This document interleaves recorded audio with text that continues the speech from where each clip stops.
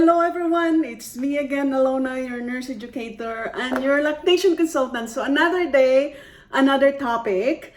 But before I'm going to start, magpapasalamat muna ako sa mga bago kong subscribers at sa mga luma ko pa rin subscribers na nandyan pa rin kayo. Thank you for subscribing. Salamat sa pag-view nyo sa mga videos ko.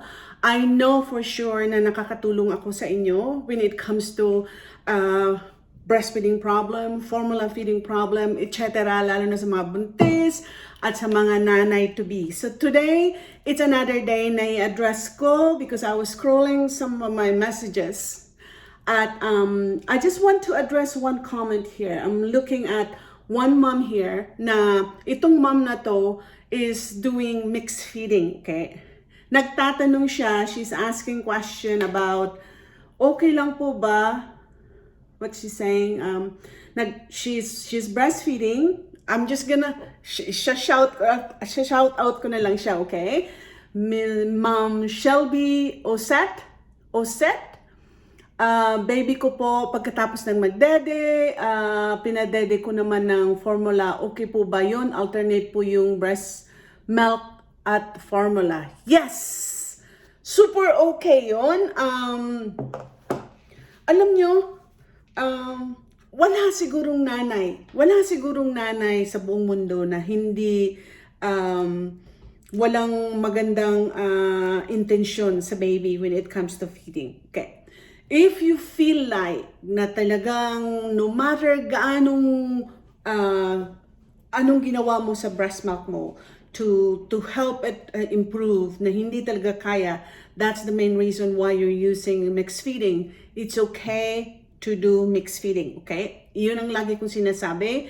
We are not judging you if you are doing mixed feeding, okay? Ang importante ay you're feeding your baby, you're making sure that your baby is healthy. Now, isa lang sa question ko dun sa mga moms na nag-mixed feeding. Is the reason why you're mixed feeding is that ay dahil kulang kayo sa support nung dinischarge kayo sa hospital? At kulang kayo sa teaching kung papaano nyo ma-increase yung milk supply nyo. You can do your comments para alam natin kung ano talaga ang problema ng healthcare system natin. Because you know why? There are some healthcare providers who are watching me right now sa YouTube channel ko and they want to learn. May mga healthcare providers na gumagaya sa akin because they want to gaya the right thing. And I want to be gagayahin na tama yung ituturo. Hindi yung gagayahin ako na mali yung ituturo, okay? So I really appreciate those healthcare providers na watching my YouTube channel para sila matututo on how they can provide teaching sa moms. Kasi itong lagi kong sinasabi, maraming kamali ang tinuturo sa mga nanay when it comes to breastfeeding and formula feeding. The reason why I know that, dahil nag-workshop ako sa Philippines. And I know for sure na sa lahat ng mga nurses at doctors na tinitrain ko since 2015, mga mag 7 years na, going 8 years, alam kong marami silang natutunan sa akin na hindi nila natutunan sa pinag-aralan niyan dyan sa Pilipinas. So I'm very grateful sa mga subscribers ko na nagtatanong because when you ask me questions, doon ko lang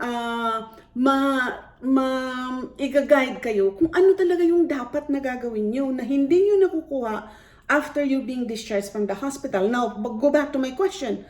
Bakit ang nanay nagmi-mix feeding? Ano ba talaga ang problema? May problema ba sa milk supply? May problema ba sa baby? May problema ba sa, what do you call this one, sa complication ng birth?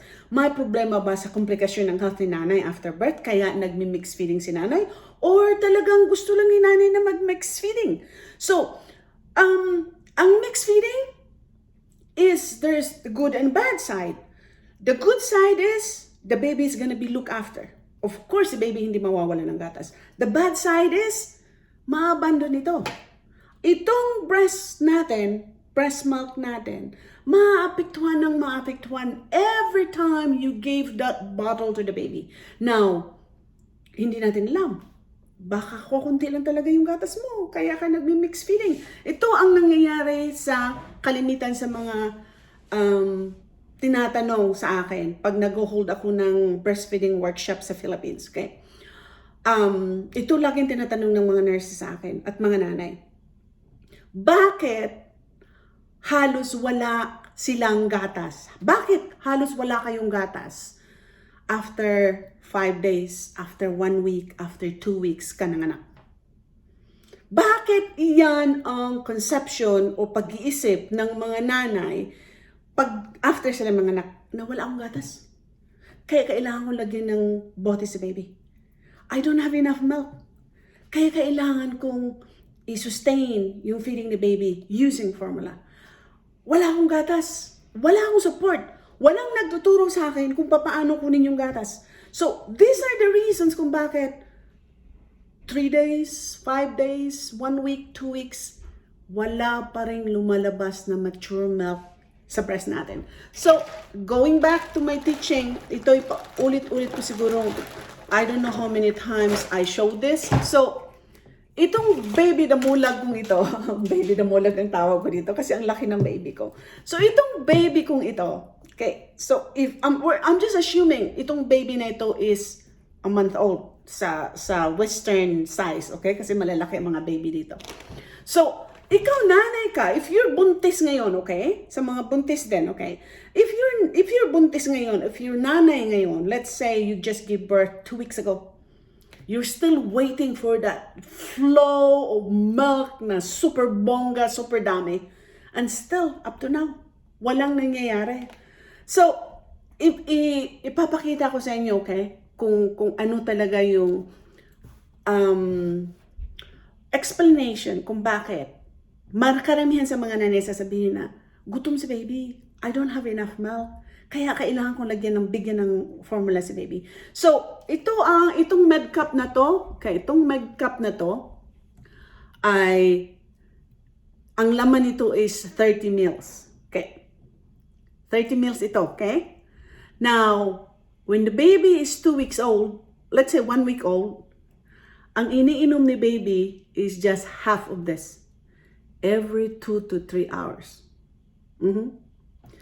Now, kung may maliit kang baby, yung 15 mils, average lang yun ha, average, at least. So, it could be 20, it could be 25 mils, depends.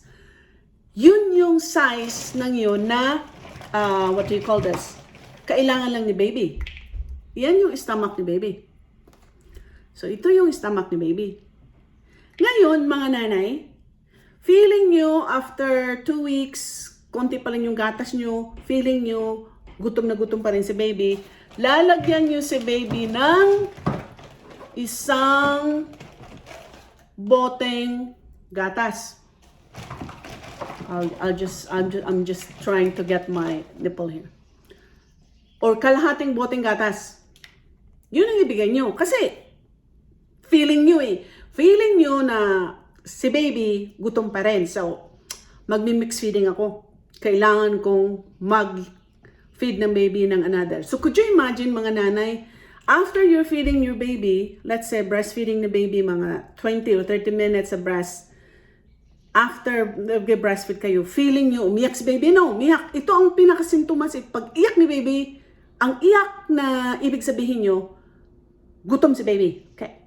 Kaya, kulang ang gatas. Sasabihin ni tatay, oh, kulang yung gatas mo. Bigyan natin ng bote. Dadagdagan nyo ng kalahati nitong bote na to. How much is the total amount na binigay nyo sa baby na 2 or 3 weeks old? Halos umabot ng 75 mils. In what's the frequency? Is that after 30 minutes you breastfeed? Na hindi pa natunaw yung gatas nyo, and then saksakan natin ng bote lang, let's say 30 mils, so that's total of maybe 60 or 75 mils sa isang load ng feeding yun. Bakit ko pinapakita sa inyo yun? Why is it important to understand? Kasi ang iniisip ng mga nanay pag nag-breastfeed kayo, let's say 1 to 2 weeks old ang baby nyo, feeling nyo na hindi satisfied si baby sa milk ninyo. Feeling nyo gutom pa rin ang baby nyo. Kaya, you overfeed it with the formula. Anong mangyayari sa baby nyo? Iyak nang iyak yun. Why? Every time ma-overfeed ang baby ng formula, sometimes nagka-cramps ang stomach. Why? Kasi matagal matunaw ang formula. Ito lagi kong sinasabi. Baka siguro itong mga formula manufacturers magagalit sa akin because this is really truth. Based on research, matagal talaga matunaw ang formula. Ngayon, pagka breastfeed mo lang, sasabihin mo, oh, hindi sapat yung ka-baby. Hindi nyo binigyan ng chance na mag-digest yung pinakain nyo bago nyo bigyan ng 30 ml or 20 ml ng formula. Kumakabag yun siya ng baby. Iyak na naman ang iyak. Sasabihin na naman ng tatay or yung mother-in-law nyo, gutom pa rin yung anak mo. Gutom pa rin yung apo ko. Saksak uli ng bote. So, yung isip mo, mami, yung isipan mo, sasabihin mo, wala talaga akong enough gatas. Kaya laging umiiyak si baby. No. Baby cries for a reason. Hindi lang kailangan ng gatas. Baby cries for attention, baby cries for cuddle, baby cries dahil basa ang diaper, baby cries sobrang init, babies cry dahil sobrang ingay ng mga tao sa palibot mo, babies cries for just a cry. Yun lang ang emosyon na pwedeng i-show ni baby right now. Yung iyak. For longing, for attention, sobrang init, sobrang liwanag, sobrang dilim, sobrang ingay, sobrang baho ng mga niluluto natin sa kusina. So these are the things that we need to put in our mind na hindi lang si bote ang kailangan ni baby. Hindi lang. So, mga nanay, kung kayo'y nagmi-mix feeding dahil kulang kayo sa information, kulang kayo sa guidance, kulang kayo sa kaalaman kung paano nyo talaga i-guide yung feeding routines nyo for babies. You need to make sure na kumpleto yung pag-feed nyo, you're positioning your baby properly, alam nyo na within the 20 or 30 minutes, ang baby nyo is comfortably latching. So, observe your baby's behavior. Hindi yung pag nagka-cry sa baby, saksak agad sa bote. Hindi natutunawan sa baby, iyak na iyak, saksak uli sa bote. So, have that, what do you call this one? Be good observer. Yun ang sinasabi ko lagi. Tingnan nyo lagi si baby on how the baby is breastfeeding.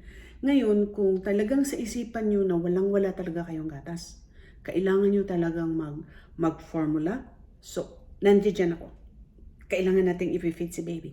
Pero, kung nagda-doubt lang kayo na hindi nakakakuha si baby ng maraming gatas inyo, kaya iyak na iyak, there's so many reasons why that baby is crying. So, you need to pay attention to your baby. You need to watch and rewatch this video para maintindihan nyo talaga kung gaano ka-importante na maibabalance natin when you are breastfeeding and doing formula mix feeding. I hope na intindihan nyo ang mga reasons ko kung bakit may mga confusions pa rin about mix feeding. There's nothing wrong with mix feeding, okay? As long as you're doing it right, na hindi niyo ma-overfeed si baby sa formula and then ma-abandon ito and then magdi-decrease yung milk supply nito. So there will be second part nitong video na to na tatapusin ko dahil marami akong i-discuss na mga questions, tanong na tinatanong sa akin. So I hope you learn something from this video. Stick around, may susunod pa. Thanks again. Do like this video, share this video, and do your comments kung anong masasabi nyo about mixed feeding, okay?